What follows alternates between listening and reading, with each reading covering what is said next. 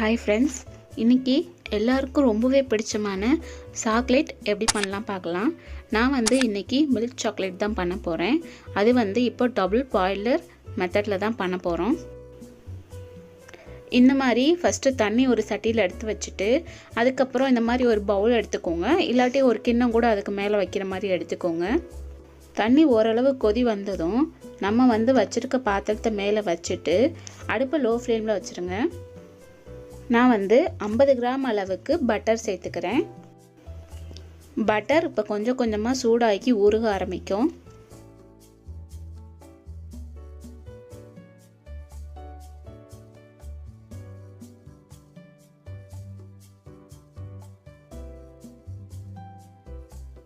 இந்த வீடியோ உங்களுக்கு பிடிச்சிருந்தா லைக் பண்ணிக்கோங்க. கீழே உள்ள சப்ஸ்கிரைப் பட்டனை சப்ஸ்கிரைப் பண்ணிக்கோங்க. பக்கத்தில் உள்ள பெல் பட்டனை ப்ரெஸ் பண்ணிக்கோங்க.